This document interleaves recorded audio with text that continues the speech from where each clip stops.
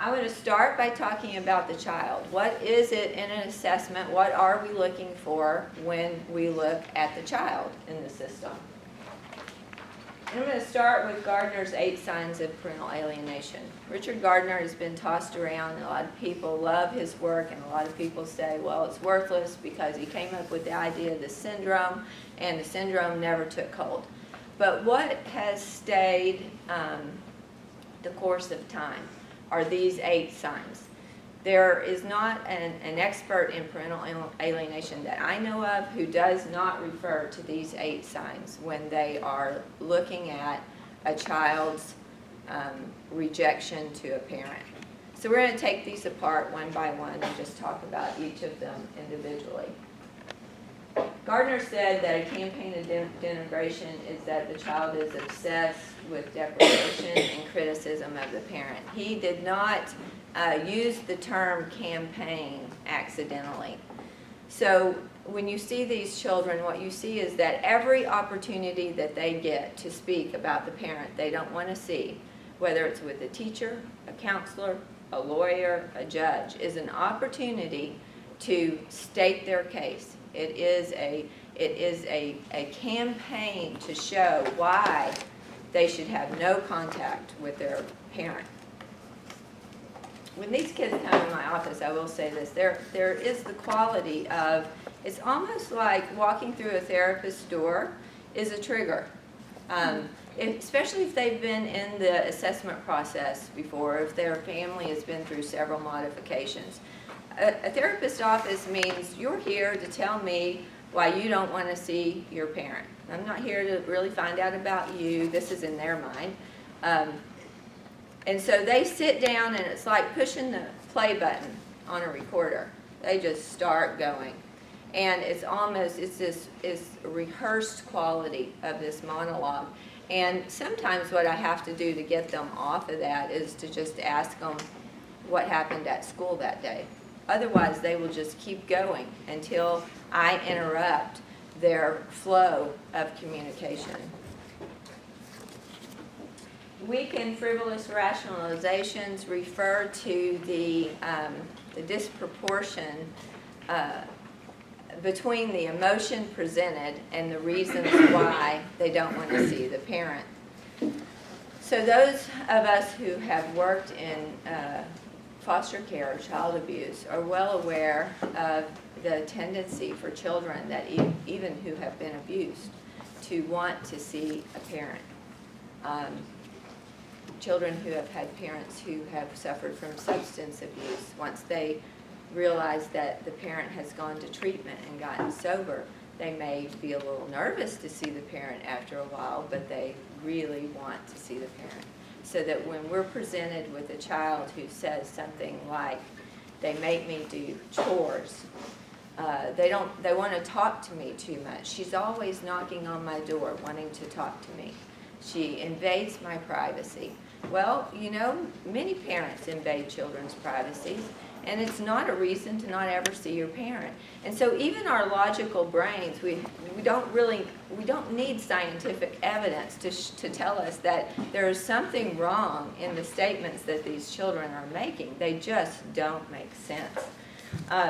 I've even heard children complain about getting too many gifts from their parents. I don't know a child who complains about getting too many gifts. All she did was take us to the movies and Baskin-Robbins and out to eat. That's all we did all weekend, and that's a bad thing, right? So, yeah. Gardner said that there's a lack of ambivalence expressed in these children's perceptions about their parents, and this is true. You've got a child in your office, and there's a good box and there's a bad box. And you got one parent in the good box, and you have one parent in the bad box. In the parent in the bad box, there are no good memories that can be found. So one of the simplest questions I can ask about a child who doesn't want to see a parent is, tell me some positive things about your parent. Tell me some positive memories you have of your parent. They might have been coached enough, or they might be old enough to be savvy enough to know that they need to tell you at least one thing, and they might have one example, but it's still very clear that there's this huge dichotomy and polarization in the child. They express an independent thinker phenomenon, where this is just that anytime that they want to explain why it is they don't want to see a parent, they take complete responsibility for that. If I try to imply that maybe you might think that mom makes you her slave because she makes you make your own lunch, because before your mom and dad separated, your dad said this out loud in the kitchen many times, that your mom's making you do her work. Do you think that might have anything to do with you feeling like mom should not ask you to make your own lunch? No, not at all. This is my feeling. I feel violated. I feel like she just once she's lazy, she just wants to get out of doing her chores, her parenting duty. So you see this this refusal to stop and think about whether or not they could have been influenced at all. Reflexive support is, again, just taking up the favored parent's side immediately. I used to have, when I was in training to be a counselor, I had a supervisor who was a psychoanalytic supervisor. It's very, very deep, very observant. My friend and I used to say it felt like sitting in your underwear when you were with him because he noticed everything. And I think of, he used to say to me, it's not so much that your answer was no, it's how quickly you said no that's important. And I think about this with these kids, because the minute you try to offer them information that differs from their belief, even if it's concrete information, they will respond very quickly with, nope, that's not true, she's lying. She altered those bank statements. I had one client who was about 16, so he was old enough to understand concrete information, right? He had the belief, his father had told him that his mother left them with no money, that she cleaned out the bank account, and that he couldn't have a new computer for school, and he couldn't have new shoes because his mother took all the money when she left. A year later, he's still using this as a reason why he wants absolutely nothing to do with his mother. And we're in a joint therapy session together, and this has come up, and so I've asked Mom to bring the bank statements to show that the account, when she left, still had $5,000 in it, and there was one withdrawal, and it was for $500. That's what she took. The boy could not integrate this information. It's where it's a good example of the cognitive difficulties that these children have, even thinking logically, right? Even when faced with information that's on a piece of paper, they cannot integrate that it differs from the belief that the alienating parent has instilled in them.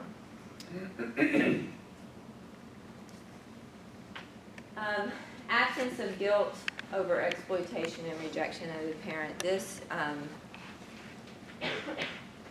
when the amount of hatred that these children are filled with, and I think this is one of the most disturbing things to me, they come in with such spewing, such venom, even to their parents' face when I finally am able to do a joint session, to the extent that we know there is something that has possessed this child that is not like normal children.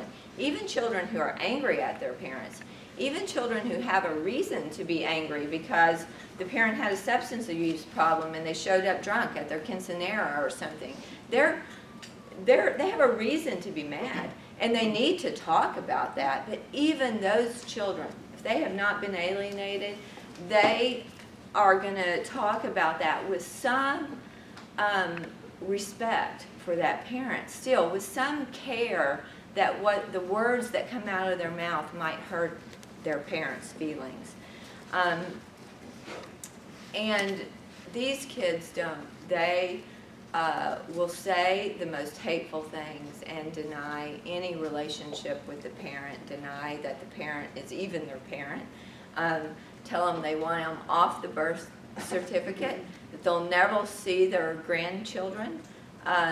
They'll call them by their first name, and then the parent who's receiving all this will start to cry. And I've seen a teenager say, you know, you're pitiful. Look at you. You're just manipulating me. I mean, this is cruel stuff. This is not normal anger. And so, again, does not take a rocket scientist to know there is something wrong with this child. They have been completely possessed by anger and hatred, and how terribly sad is that. And they're really not very likable at this stage. I have to remember this. I try to remember this when I'm working with these kids, because there's a part of me that just wants to stand up and, you know, who do you think you are? Who told you you could talk like this? So I try to remember this, that I learned from one of my mentors, is that what you're getting, the anger protects them from feeling all the guilt and shame for the way they are behaving, for the way that they are treating a once loved parent, and that they can't let that into their consciousness without experiencing horrible cognitive dissonance, right? So the way to keep all that guilt and shame down is to keep that anger right up here. And that's all you get until you get into intervention.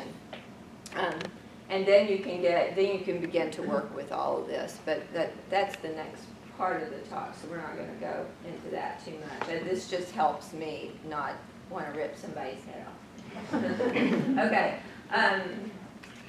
Borrowed scenarios are, you know, the stories get passed down, right? These kids repeat stories that didn't even happen when they were old enough to remember stories. Something that happened when they were 2. The other way stories get passed down is through siblings. So what you'll find is that maybe an older sibling did experience something between the parents. And then they tell the middle sibling, who kind of remembers it, but is a little bit younger, doesn't really have an exact memory of it. And then the little one, who was in a crib at the time, comes in your office when they're 7 and repeats this story like they saw it, right? And so, and these are called borrowed scenarios because they're not the stories of the child. They're the stories of the alienating parent. And when you interview an assessment, when you interview the children, they have a rehearsed quality to the story. They've repeated them several times. And they also have, you'll also hear the same story when you talk to the other siblings and when you talk to the parents. So that's part of the interview process. Where are you hearing the similarities? Is there a theme going on that you hear continually repeated? And then rejection of the extended family. So this is the other thing that really is a red flag. Even because if you think about this, even if a child has a legitimate reason to be angry at a mom or a dad, and they need to work on that in therapy, that does not usually extend to Mima and Papa and Cousin Jim and Uncle Bob. It stays with that parent, you know. These grandparents and these aunts and cousins are people they've grown up with and love and have only given them gifts at Christmas and birthdays. They haven't instilled discipline. They haven't done anything to be rejected. So when you find these once loved extended family members also being rejected, you know that there's something else going on. I mean, half the kid's family tree gets X'd out, right? This is a little chart that I put together when I was talking in our last presentation, just about how it morphs. It generalizes, just like anxiety does. It may start with a refusal to see the parent, and then, but they're still maybe taking some text and phone calls from the parent. Every once in a while, they'll allow the parent to text or phone them. And then pretty soon that's gone. And then they start telling the parent that makes them really nervous for them to come to their basketball game. They really don't want to see them at the awards ceremony because, you know, they're so nervous when they're around the parent. So then the parent doesn't come to school functions and those sorts of things. And then they start refusing their Easter baskets, birthday gifts, cards, and then you'll see it work its way into the extended family. The other thing we're going to look at and assess with the child is how are they doing on the transition bridge? You know, how are they acting before they go to the other home? How are they acting once they get to the other home? Do we see bursts of anger? Do we see withdrawal? Do we see emotional meltdowns before they ever go? A lot of anxiety? Or are they still going pretty easy and once they get over there, they've been there a few hours, they settle in and they're okay? Oh, how did I get there? Sorry. And so that piece of the assessment is for the child, and actually we'll look at transitioning behavior for each member of the family. So this is just kind of a recap of some of the things that we see in these kids and how it falls out in terms of personality disorders and severe mental health issues. You can see that, you know, emotionally disproportionate to the event is the weak and frivolous rationalizations. All or nothing thinking is the lack of ambiguity. Cruelty, no remorse is the obsessed with hatred and over-empowerment that I was talking about. So one reason why these are worrisome signs right in the beginning. Other things that we notice are cognitive perceptual disruptions. They have poor reality testing. They're not able to engage in logical reasoning. I had one client say that he believed his dad had told him his mother was having multiple affairs, and that's the reason the marriage didn't work out. And this is 2.5 years later after the marriage is over, and I asked him, how many men have you seen your mom with? None. Has she ever dated anybody or had anybody over to the house? No. So the inability, I mean, he was 16, right? You would think a 16-year-old can kind of logically reason about that. They should be able to. But what we find in these kids, and the reason why alienation causes so many problems in the future, is because they have a lack of ability for hypothetical reasoning. They have cognitive distortions. You know, a mom might reach out to just touch her child on the shoulder and it's, oh my God, you invaded my personal space and you tried to assault me. It's just, those sorts of distortions don't remain with just the alienated parent. The damage is that those kinds of distortions generalize to their whole life, which means all of their relationships began to work off of this black and white thinking and lack of logical reasoning. All right, so recap with the child's assessment. We're going to look at Gardner's 8 signs. We're going to look at their self-esteem and their psychological robustness. Are they sensitive children to begin with? Do they have really low self-esteem? Are they resilient? Do they have some resilience? Anger versus anxiety. Some people will say, and I have seen this, that the younger kids will react with a phobic reaction, whereas the older teenagers will react with anger when they're showing signs of not wanting to go see the parent. And then we check out their extended family and social relationships. Do they still have connections?